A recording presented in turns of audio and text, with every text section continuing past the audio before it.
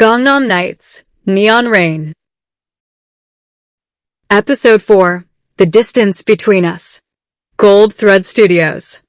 The photograph that changed everything. The photograph reaches Chairman Kong before breakfast. Not through social media. Men like Chairman Kong do not discover scandals by scrolling through their phones while drinking morning coffee. They arrive in folders. Printed. Highlighted. Accompanied by reports explaining precisely how many people have seen them, which news organizations have mentioned them, whether the company's stock price has reacted, and what percentage of online conversation is considered positive, negative, or potentially damaging. By 7:45 that morning, Amara Ellis has become a percentage. 28% curiosity. 17% approval. 31% speculation. The remainder classified as neutral. Nobody in the report mentions her laugh. Nobody mentions the sketchbook resting beside her coffee. Nobody mentions that she and Jiwoo spent most of the evening discussing grandmothers, sewing, loneliness, and the strange burden of becoming the person everyone else expects you to be. Numbers rarely leave room for humanity. Chairman Kong reads every page, then closes the folder. Outside his office, Seoul rises into a pale silver morning. 39 floors below, employees pour through the lobby carrying coffee, briefcases, and ambitions. From this height, they are almost indistinguishable from one another. Chairman Kang has always appreciated that about tall buildings. Distance makes complexity easier. At 8 precisely, Seo Jiwoo enters. He immediately notices the photograph. Of course he does. It lies centered on his father's enormous desk. Lanterns glow above two people sitting across from one another. Amara is smiling. Jiwoo is listening. The photograph is intimate without containing anything intimate at all. Perhaps that is why it bothers Chairman Kang. The first photograph had been chaotic. Rain. Umbrellas. Motion. It could be dismissed. This photograph cannot. Two people chose to sit down together. Choice is much harder to explain away than coincidence. Jiwoo remains standing. His father gestures toward the chair. He declines. Chairman Kong studies him. The small act does not go unnoticed. For years, Jiwoo has understood the choreography of these meetings. Enter. Sit. Listen. Answer carefully. Leave. This morning, he has changed the first step. Chairman Kang asks whether Jiwoo understands the seriousness of the situation. Jiwoo looks again at the photograph. He understands that two people drink coffee. His father's jaw tightens. Kangjin's communications department has received requests from 12 media organizations. 3 business publications have asked whether Jiwoo's personal life could affect the company's succession plans. 2 entertainment programs are attempting to identify Amara. A reporter has already contacted the fashion studio where she works. That catches Jiwoo's attention. His father notices. Chairman Kong continues. The company has prepared a statement. He slides a page across the desk. Jiwoo reads. The words are elegant. Careful. Sterile. Kangjin Group wishes to clarify that Executive Director Seo Jiwoo has no personal relationship with the individual appearing in recent photographs. The encounters were coincidental. Any speculation suggesting otherwise is unfounded. Jiwoo reads the sentence twice. The individual. Not Amara Ellis. Not a designer. Not a woman whose life has suddenly become public property. An individual. He asks whether anyone spoke to her. Chairman Kong appears genuinely puzzled. Why would they? Because the statement concerns her. The statement concerns Kangjin. Jiwoo's expression hardens. There it is. The difference between them. To Chairman Kong, the photograph belongs to the company because Jiwoo appears in it. To Jiwoo, it belongs equally to the woman whose face is being circulated beside his. He places the paper down. He will not approve it. His father reminds him that approval was not requested. Jiwoo meets his eyes. Then Kangjin should prepare to issue the statement without his cooperation. Silence. Outside the office, an assistant walks past carrying documents, unaware that something inside the Kang family has just shifted. Chairman Kang rises slowly. He is not accustomed to repeating himself. Reputation matters. Perception matters. Shareholders matter. Jiwoo knows all of this. He has been taught it since childhood. At 12, he learned how to bow before senior executives. At 15, he learned never to contradict his father in public. At 19, he learned which university would look best beside his family name. At 23, he learned that grief should be scheduled around responsibility. At 30, he is beginning to learn something nobody in Kangjin ever taught him. That obedience and loyalty are not the same thing. Jiwoo tells his father that Amara did not ask for any of this. She did not contact the press. She did not use his name. She did not seek access to Kangjin. She stood beneath an umbrella. Then she drank coffee with someone she thought she could trust.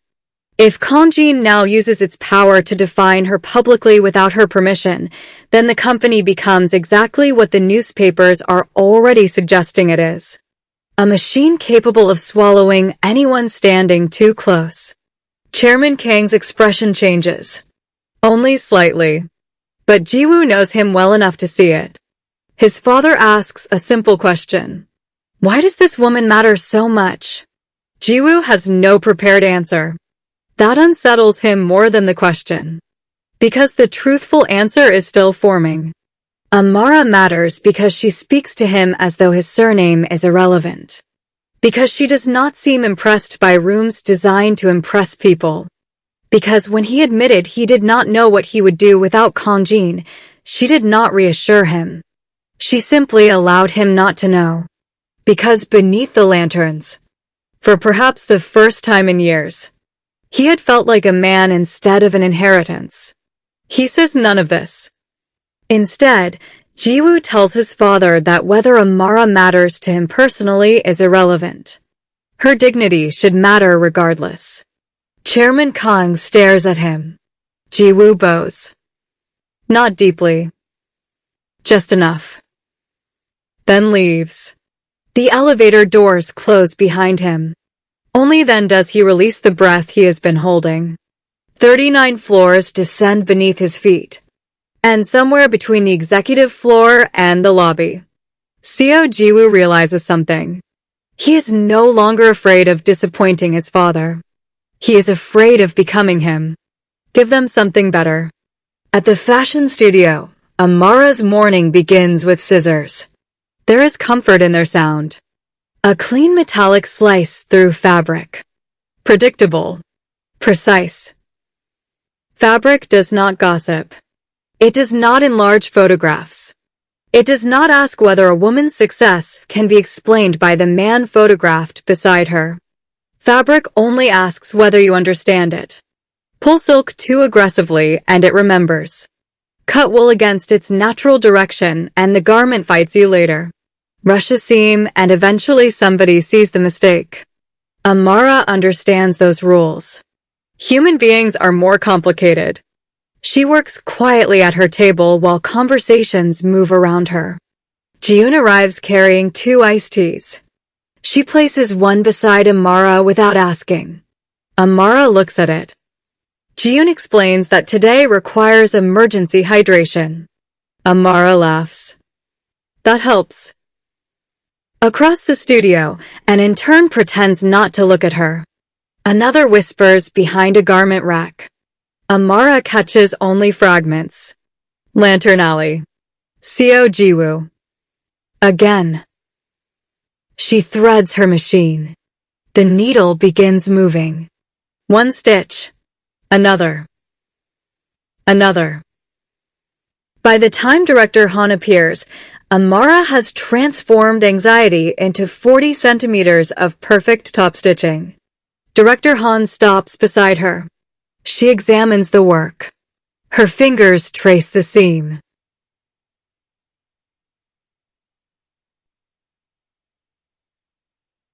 Then she turns the garment inside out. Amara waits. Director Han believes the inside of clothing reveals more about a designer than the outside. Anyone can make something beautiful from the correct angle. Craftsmanship lives where nobody expects to look. She nods. Better. Amara smiles. Director Han starts walking away. Then stops.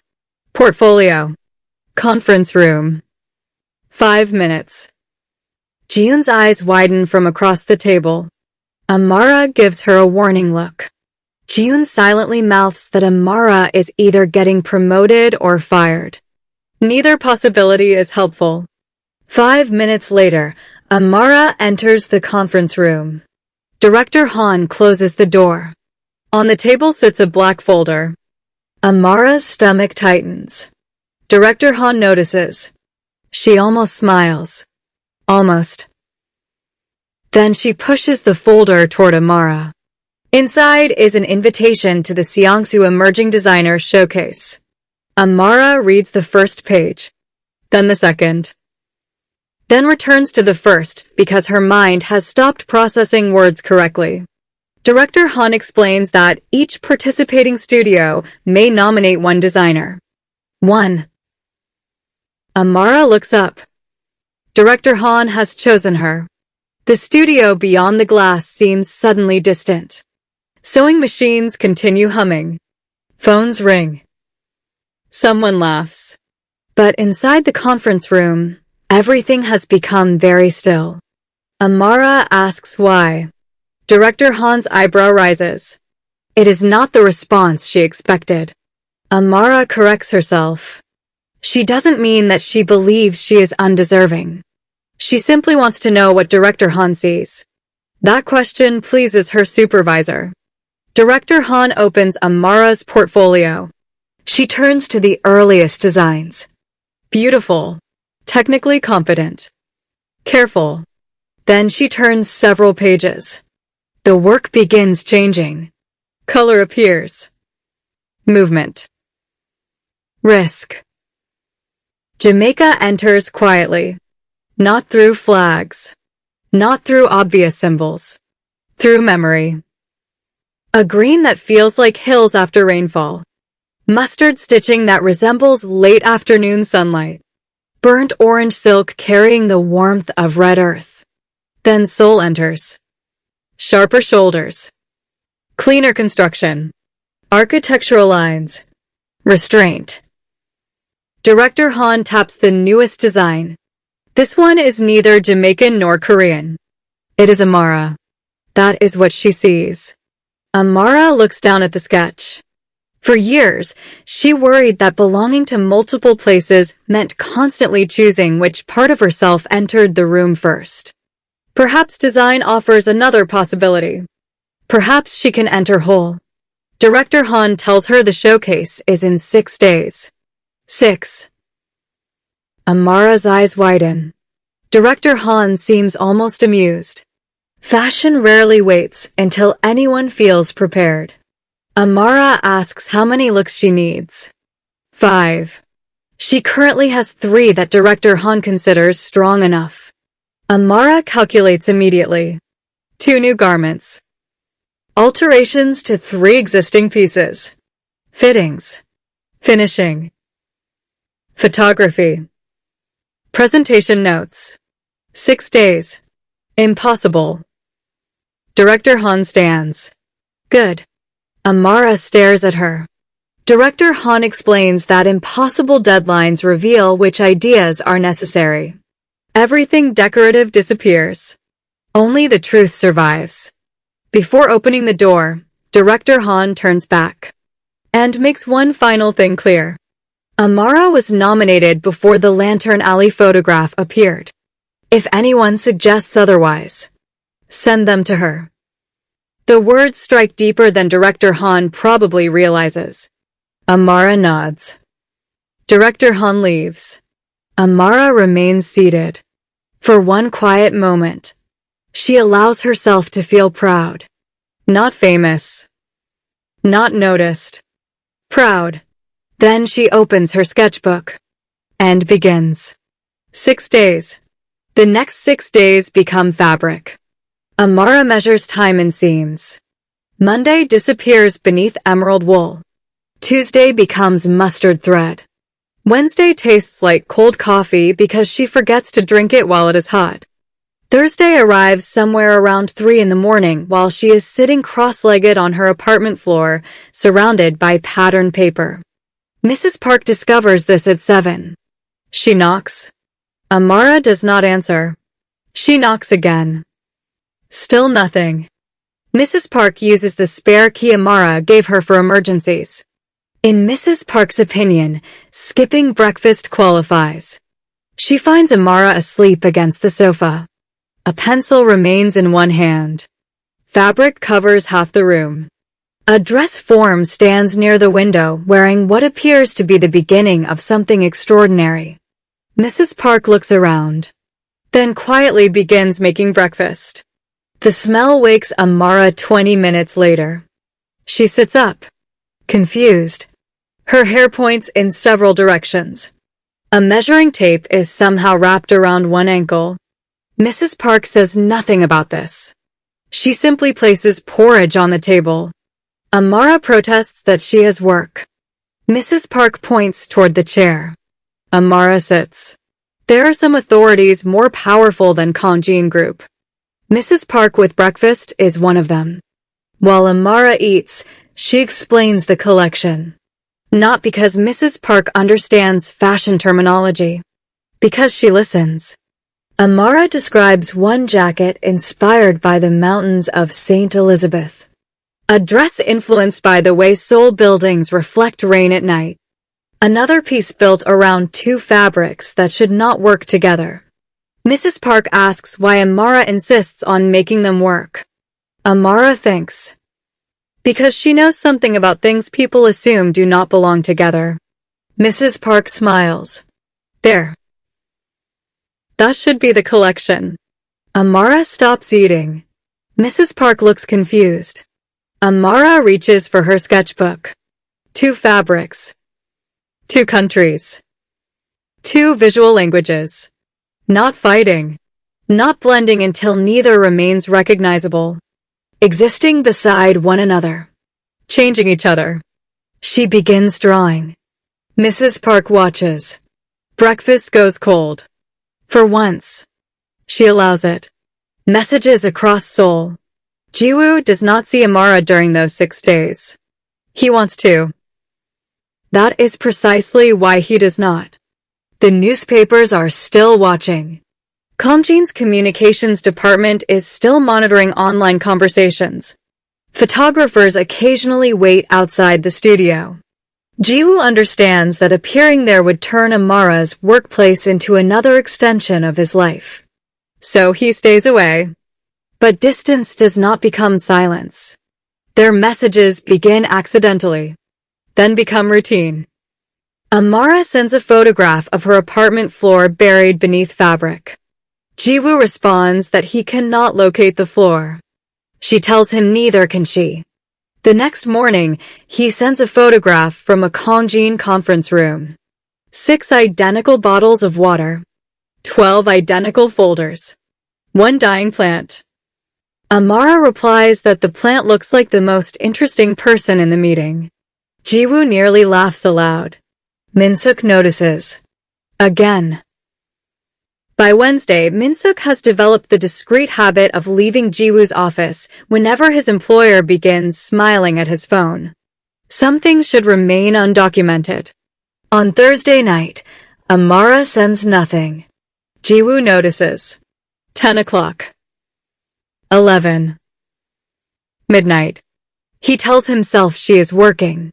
At 12:30, he finally sends a message asking whether she is alive. No response.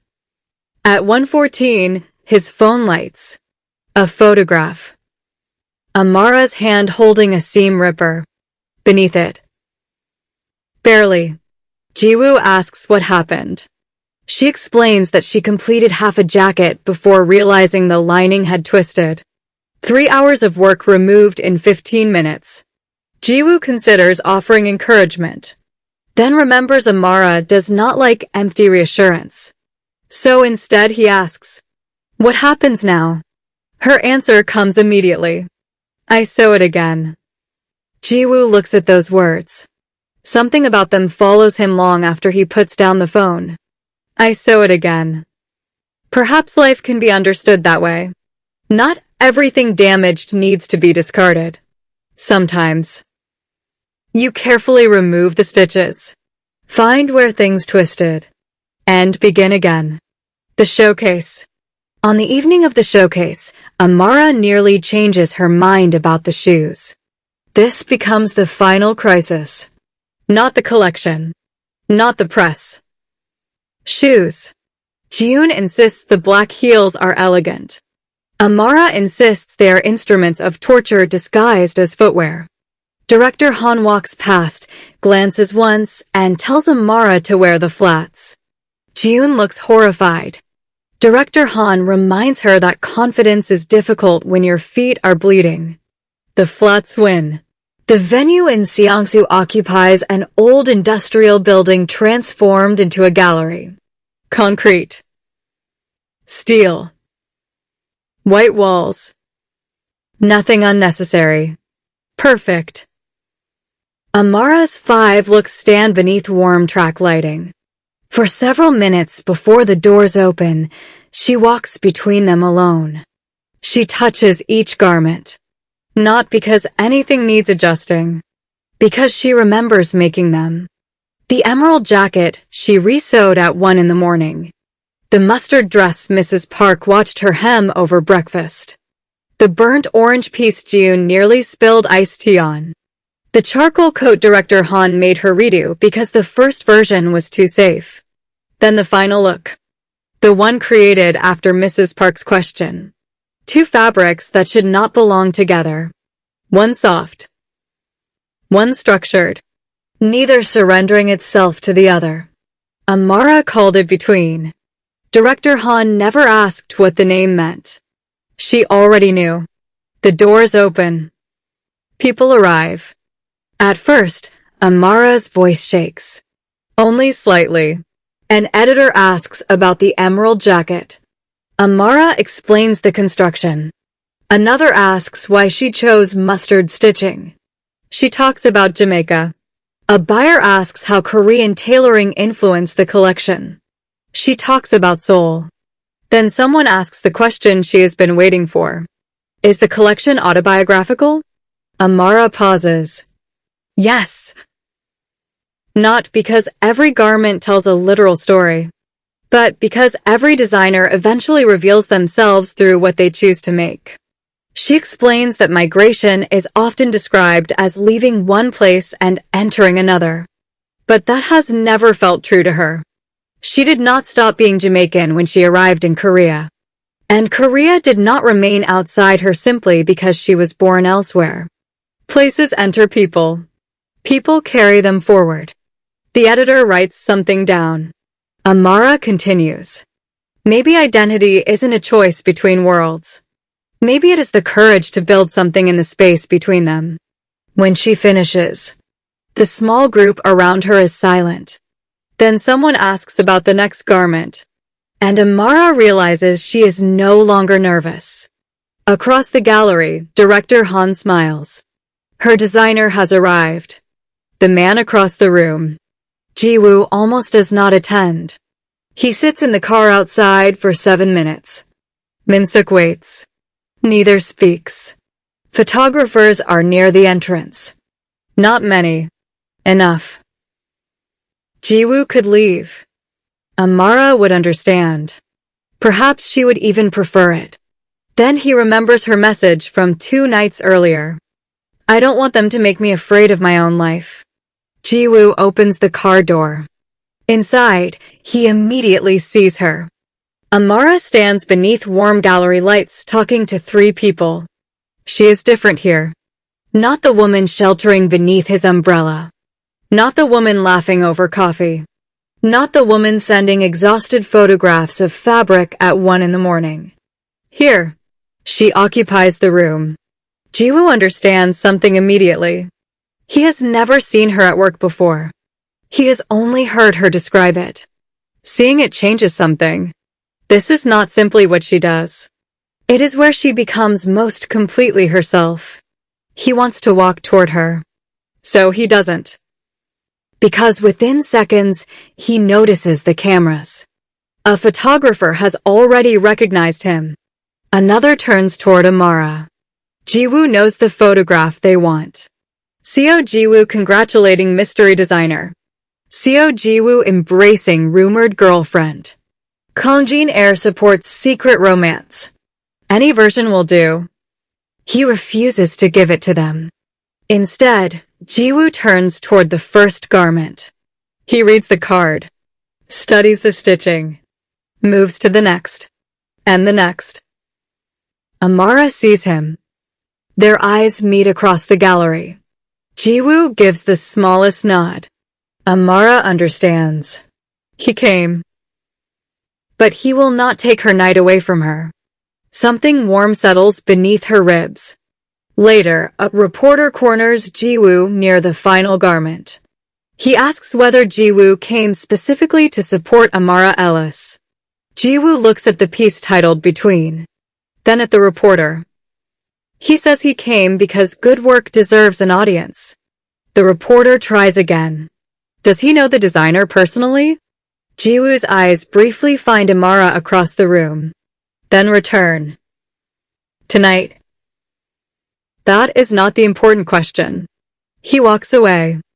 The reporter is disappointed. Amara is not. Across. After 10, the gallery empties. Amara helps pack brochures she does not need to pack. Jiun eventually removes them from her hands. Director Han tells her to go home. Amara argues. Director Han gives her a look. Amara goes home. Or attempts to. Outside, the air is cool enough to turn every breath visible. Amara pulls her coat tighter. Then sees him. Jiwoo stands across the street. Far enough from the entrance that nobody could accuse him of waiting for her. Close enough that she knows he is. He does not cross. That matters. He leaves the decision with her. Amara waits for the traffic light. Green. She crosses. Jiwoo congratulates her. Amara thanks him. Then thanks him again. For what? For understanding. He knows exactly what she means. They begin walking. Seongsu is quieter now. Restaurants are closing. A bicycle passes. Somewhere behind them, bottles clink as a cafe worker clears tables.